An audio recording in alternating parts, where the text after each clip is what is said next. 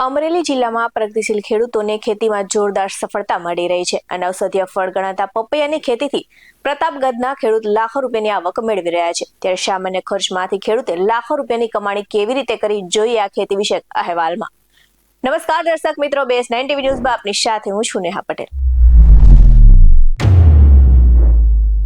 અમરેલી જિલ્લાના પ્રગતિશીલ ખેડૂતો દ્વારા પપૈયાની ખેતી દ્વારા લાખો રૂપિયાનું ઉત્પાદન મેળવી રહ્યા છે અને માત્ર ધોરણ 12 ભણેલા ખેડૂતે ખેતીમાં અભ્યાસ કરીને 11 વીઘાની પપૈયાની ખેતીમાં રેડ લેડી નામની પપૈયાની જાતની ખેતી કરી 11 લાખનું ઉત્પાદન મેળવ્યું છે। તો પ્રતાપગઢના ખેડૂતે રેડ લેડી પપૈયાની જાત 1 વીઘામાં 350 જેટલા રોપાનું વાવેતર કર્યું હતું અને 60 કિલોગ્રામથી લઈને 150 કિલોગ્રામ સુધીના પપૈયાનું ઉત્પાદન મેળવતા ખેડૂતના પપૈયાનું વેચાણ અમદાવાદ, સુરત, વડોદરા જેવા મહાનગરોમાં કરીને ખેતીમાં નવતર પ્રયોગમાં સફળતા સાબિત કરી છે। તો આ સાથે જ ખેડૂતે પપૈયાની ખેતી કરી નવતર સિદ્ધિ મેળવી છે।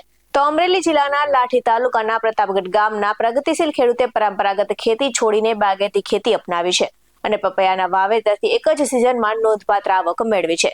તો બદલાતા ખેતીના સમયમાં આધુનિક પદ્ધતિઓ અને યોગ્ય પાકની પસંદગીથી ખેતી પણ નફાકારક બની શકે છે, જેમનું ઉત્તમ ઉદાહરણ પ્રતાપગઢના ખેડૂત જયંતિભાઈ સખવાડા બન્યા છે। તો જયંતિભાઈ સખવાડા કે જેમણે ધોરણ 12 સુધી અભ્યાસ કર્યો છે અને તેઓ છેલ્લા કેટલાક વર્ષોથી ખેતીમાં નવીન પ્રયોગો કરી રહ્યા છે અને તેમણે કુલ 11 વીઘા જમીનમાં પપૈયાનું વાવેતર કર્યું છે અને બાગાયતી પાક તરીકે પપૈયા તરફ વળવાનો નિર્ણય તેમને યોગ્ય માર્ગદર્શન, બજારની માંગ અને ઓછા સમયમાં વધુ આવકની સંભાવનાને ધ્યાનમાં રાખીને લીધો હતો। તો આ સાથે જ ખેડૂતનું વધુમાં કહેવું છે કે રેડ લેડી નામની પપૈયાની જાતનું વાવેતર કર્યું છે, જે વધુ ઉત્પાદન અને ગુણવત્તા માટે જાણીતી છે। તો 1 વીઘામાં અંદાજે 350 રોપાનું તેમને વાવેતર કર્યું છે અને એક રોપામાંથી સરેરાશ 60 કિલોગ્રામથી લઈને 150 કિલોગ્રામ સુધીનું ઉત્પાદન મેળવી શકાય છે। તો આ રીતે 1 વીઘામાં 10 ટનથી વધુ પપૈયાનું ઉત્પાદન થતું હોવાને લઈને પ્રતાપગઢના પ્રગતિશીલ ખેડૂત જયંતિભાઈ સખવાડાનું કહેવું છે। તો હાલ બજારમાં પપૈયાનો ભાવ પ્રતિ કિલોગ્રામ અંદાજે 15 થી 20 રૂપિયા સુધી મળી રહ્યો છે અને આ ભાવ મુજબ 1 વીઘામાંથી અંદાજે 1 લાખ થી 1,20,000 રૂપિયા સુધીની આવક થાય છે। તો આ સાથે જ કુલ 11 વીઘાના વાવેતરથી એક સિઝનમાં અંદાજે 11 લાખ રૂપિયા સુધીની આવક થવાની શક્યતા છે। તો ખાસ વાત એ છે કે 1 વીઘામાં પપૈયાના વાવેતર માટેનો અંદાજે ખર્ચ 30,000 રૂપિયા જેટલો થાય છે, એટલે કે ખર્ચની સરખામણીએ નફો ખૂબ જ સારો મળે છે અને પપૈયાનું વેચાણ અમરેલી જિલ્લાના ગ્રામીણ વિસ્તારો ઉપરાંત અમદાવાદ, સુરત અને વડોદરા જેવા મહાનગરોમાં પણ થાય છે। તો શહેરોમાં પપૈયાની સતત માંગ રહેતી હોવાથી ખેડૂતોને બજારની ચિંતા ઓછી રહે છે। તો યોગ્ય સમય પર કાપણી અને વેચાણ થવાથી ભાવ પણ સારો મળે છે અને અમરેલી જિલ્લાના અનેક ખેડૂતો હવે પરંપરાગત પાકો છોડીને બાગાયતી ખેતી તરફ વળી રહ્યા છે। તો પપૈયા, મોસંબી, દાડમ જેવા પાકોથી ખેડૂતો લાખો રૂપિયાનું ઉત્પાદન મેળવી રહ્યા છે।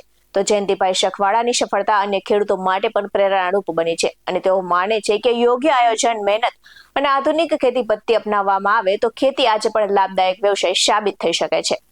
આ સાથે જ વધુ વિગતે સાંભળીએ અમરેલી જિલ્લાના બાગાયતી અધિકારી પાસેથી। નમસ્કાર ખેડૂત મિત્રો, પપૈયા પાક એ બાગાયતનો ખૂબ આશાસ્પદ પાક છે। એના માટે બાગાયત વિભાગ પણ ખેડૂતોને સહાય કરે છે। પપૈયા પાકના વાવેતરની અંદર 1 હેક્ટરે 30,000 રૂપિયા સુધીની સહાય બાગાયત વિભાગ દ્વારા આપવામાં આવે છે અને પપૈયા પાક છે એ 1 એકર દીઠ વધુ ઉત્પાદન આપતો પાક છે અને અમરેલી જિલ્લામાં એનું વાવેતર કરે તો ખેડૂતોને ફાયદો થાય તેમ છે। શું કહેશો, આ ખેડૂતે સાહેબ સારું વાવેતર કર્યું છે? હા, ખૂબ સારું મહેનત કરી છે ખેડૂતભાઈ અને ખૂબ સારું એવું ઉત્પાદન મેળવ્યું છે।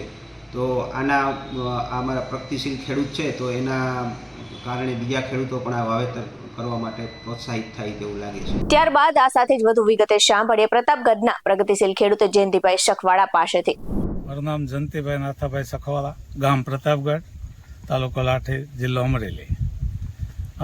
મેં 11 વીઘાના પપૈયા કર્યા છે, એમાં 3500-3600 રોપા નાખેલા છે, બરોબર છે, અને મહિના દિવસથી કટિંગ ચાલુ છે।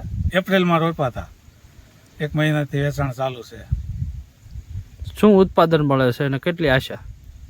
100 ટનની આશા છે મને, કેટલા પછી મળે તો ભગવાનની દયા, બરોબર છે, કુદરતી કોઈ રોગ ના આવે તો।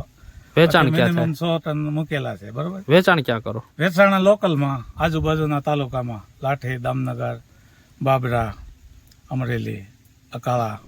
આવા જ વધુ અહેવાલ સાથે ફરી મળતા રહીશું। તમે અમારી YouTube ચેનલને સબસ્ક્રાઇબ કરવાનું અને અમને Facebook અને Instagram પર ફોલો કરવાનું ભૂલશો નહીં। બાકી અવનવી અપડેટ્સ મેળવવા માટે આપ જોતા રહો BS9 TV ન્યૂઝ। નમસ્કાર।